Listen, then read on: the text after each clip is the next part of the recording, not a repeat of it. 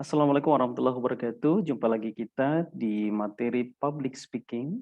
Ya, saat ini kita akan membahas kelanjutan dari materi sebelumnya.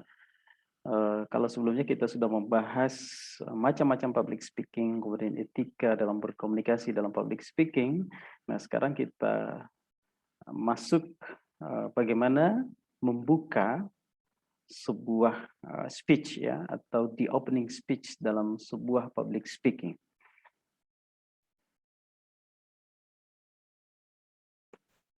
Baik, yang pertama kita harus mengetahui elemen-elemen apa yang ada di dalam opening dalam sebuah public speaking. Yang pertama adalah greetings. Greetings ini adalah bagaimana memberi salam ya. Ini penting ya, sebagai pembuka kita dalam menyapa hadirin atau audiens apabila kita ingin melakukan speech atau MC atau sebagai moderator dan lain sebagainya. Yang pertama kita lakukan adalah bagaimana memberi salam atau dalam ilmu public speaking dikenal dengan greetings. Lalu bagaimana kita memberi salam dalam public speaking? Yang pertama adalah kita memberi salam bukan karena mengucapkan salam, tetapi karena ingin menyapa dari hati secara tulus. Jadi dalam memberi salam itu harus dari hati ya, dari hati, bukan hanya sekedar diucapkan melalui mulut, tapi juga melalui hati. Ya, saya kasih contoh. Ya, biasanya orang terburu-buru dalam memberikan salam. Ya, kita cukup rileks saja dan disertai dengan senyuman, lalu kita mengucapkan salam itu. Contohnya, Assalamualaikum warahmatullahi wabarakatuh. Selamat pagi dan salam sejahtera untuk kita semua. Nah, ini salah satu contoh ya. Apabila kita mulai, saya ulangi. Assalamualaikum warahmatullahi wabarakatuh. Selamat pagi dan salam sejahtera untuk kita semua. Nah, ini cara mengucapkannya juga harus lantang. Dan yang paling penting adalah humble atau ramah. Ya, ramah. Yang kedua, memberikan sedikit jeda. Ya. Jeda ini dalam artian bahwa apabila kita mengucapkan 3, ya, tadi saya ucapkan secara bersamaan ya.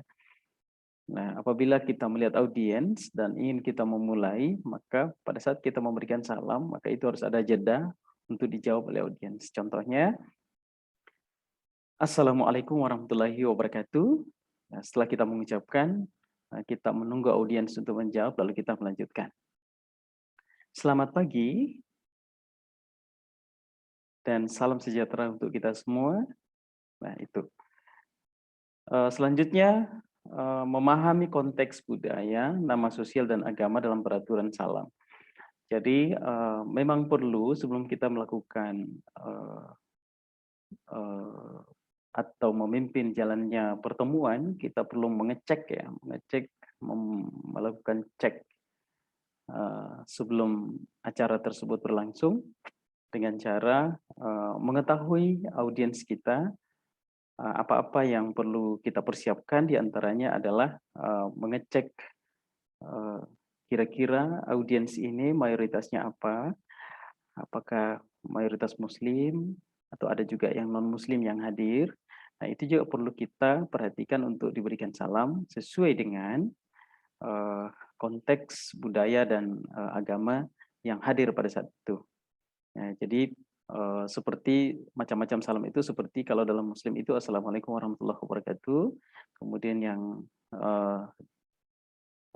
agama kita yang lain bisa juga selamat pagi, bisa juga salam sejahtera untuk kita semua. Dan juga Om Swastiastu, Namo Buddhaya. Nah, itu juga termasuk salam ya dalam sebuah public speaking. Itu yang dimaksud. Kemudian selanjutnya tampilkan kesiapan Anda untuk memulai dengan mengucapkan salam yang penuh percaya diri dan hangat. Nah, itu tadi yang saya jelaskan, bahwa apabila kita memberikan salam harus ceria, harus humble, dan harus penuh dengan semangat ya. Kemudian memperkenalkan diri. Nah, ini juga penting. eh, kita harus memperkenalkan diri supaya audiens tahu bahwa oh ternyata yang memandu acara ini adalah si ini dan ini. Tapi jangan lebay juga ya cara memperkenalkan dirinya. Tidak semua harus kita perkenalkan ya. Tidak semua saya ini berasal dari ini, saya pendidikan saya ini dan sebagainya. Tidak perlu ya. Cukup kita sampaikan saja. Hadirin yang kami hormati, hadirin yang berbahagia atau tanpa mengurangi rasa hormat saya Musliadi akan memandu acara ini sampai selesai. Ya, cukup dengan begitu saja, dengan menyebutkan nama itu sudah cukup ya. Tapi dengan cara menarik, hangat dan percaya diri. Nah itu tadi wajar, tidak berlebihan dan relevan sesuai dengan apa yang perlu diketahui hadirin. Nah itu tadi yang relevan maksud saya adalah rasa humble itu disertai dengan tidak banyak disampaikan tentang diri kita. Ya, jadi seperlunya saja. Cukup nama saja itu sudah cukup.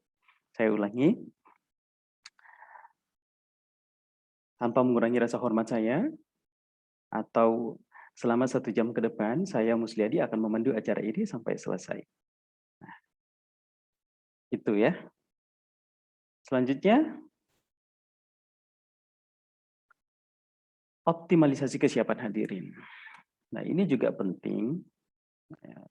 Ini dalam artian melihat kondisi sebelum kita memulai, karena tidak mungkin kita akan memulai jika peserta masih gaduh, ya, belum siap, dalam artian belum siap. Jadi kita harus memberikan kesiapan kepada hadirin untuk memulai acara. Nah, contoh misalnya jika kita MC, nah sedikit mungkin tidak apa-apa kita sampaikan dengan sopan bahwa hadirin sesaat lagi kita akan memulai acara ini, ya seperti itu. Dan bisa juga dalam bentuk diam ya apabila kita mempresentasikan sesuatu, nah bisa juga kita diam sejenak dan melihat hadirin, itu juga salah satu cara untuk memberikan kesiapan kepada hadirin. Nah tadi saya sudah jelaskan apabila MC ya bisa kita sampaikan bahwa hadirin yang berbahagia sebelum kita akan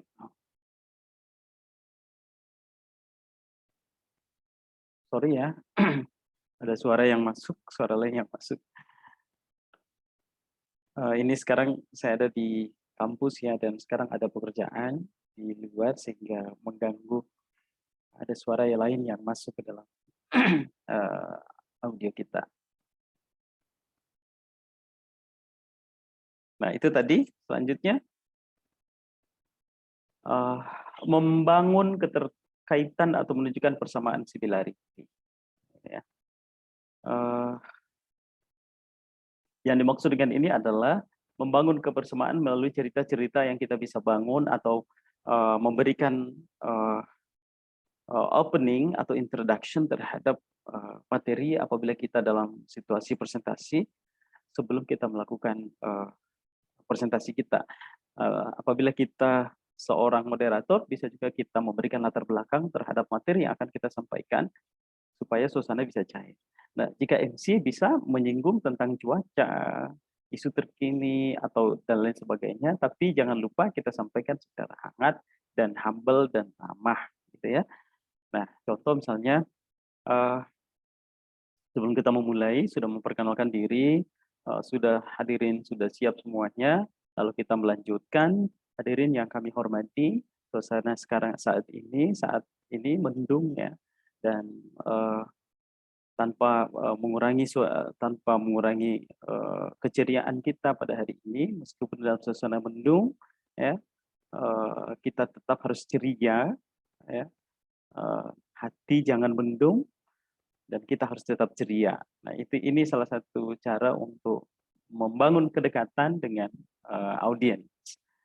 Nah dalam moderator juga biasanya ada latar belakang, ini yang dimaksud dengan membangun keterkaitan ya. Apabila kita menjadi seorang moderator, biasanya kita memberikan latar belakang terhadap topik yang akan kita bahas. Nah, mau tahu? Nah, biasanya ada bahasa seperti itu, bahwa di mana kita ketahui bahwa negara kita sekarang ini sedang berada dalam masa pandemi, dan tentunya kita sebagai masyarakat harus tahu ya, tahu bagaimana cara menghindari dan bagaimana cara memproteksi diri kita dalam menghadapi COVID-19 ini. Nah, bagaimana cara kita mengatasi hal itu? Nah, sekarang saya sudah bergabung dengan Bapak ini dan lain sebagainya. Nah, itu cara membangun keterkaitan atau similarity terhadap topik yang akan kita bahas. Ini yang penting. Selanjutnya ice breaking ya. Ice breaking ini membangun agar audiens itu tidak kaku dan rileks, mungkin sebagaimana mereka bisa rileks dalam menghadapi dalam mengikuti kegiatan pada hari itu ya. Misalnya kita seorang moderator, nah ice breaking ini penting ya. Uh, uh, Ice breaking ini yang dimaksud adalah untuk mencairkan suasana ya. Biasanya ada kuis sebelum kita mulai, biasanya ada kuis. Baik hadirin, sebelum kita memulai acara ini, kami akan memunculkan kuis ya. Dan hadirin yang bisa menebak ini akan maju ke depan dan akan diberikan hadiah, misalnya begitu. Nah, ini yang disebut dengan ice breaking. Ice breaking itu kadang juga dalam bentuk joking ya, candaan, dan bisa juga kalau dalam seminar biasanya ya, biasanya hadirin disuruh berdiri, kemudian pemateri memberikan gerakan-gerakan untuk diikuti oleh audiens. Nah, ini yang disebut dengan ice breaking. Nah, sebelum kita memulai acara, sebisa mungkin ini juga penting supaya audiens itu merasa rileks dan tidak kaku dan siap penuh dengan semangat untuk mengikuti acara. Itu ya. Selanjutnya tema utama. Nah, setelah semuanya siap, sudah diberikan ice breaking, ya.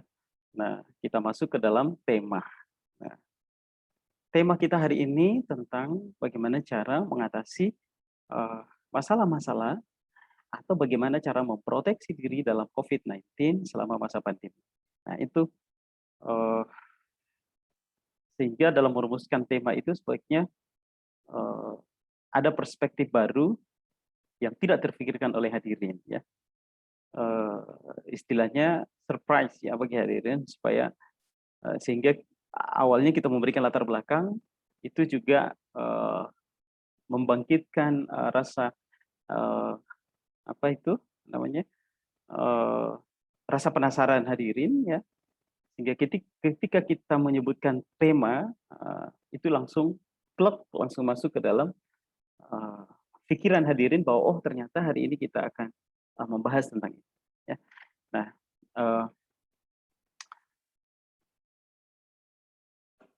di sini akan lebih baik bila digambarkan tujuan atau target dari pembicaraan Anda.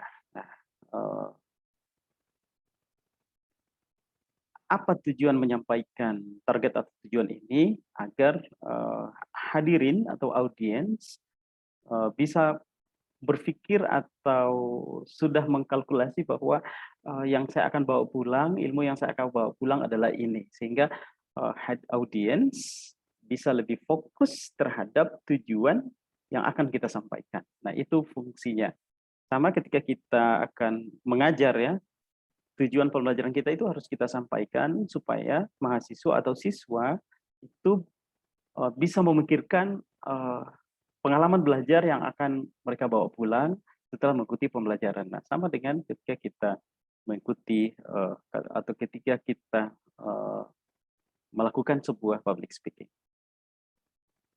Saya kira cukup ya, itu saja, dan mudah-mudahan setelah ini kita bisa mempraktekkan apa yang sudah kita bahas kali ini.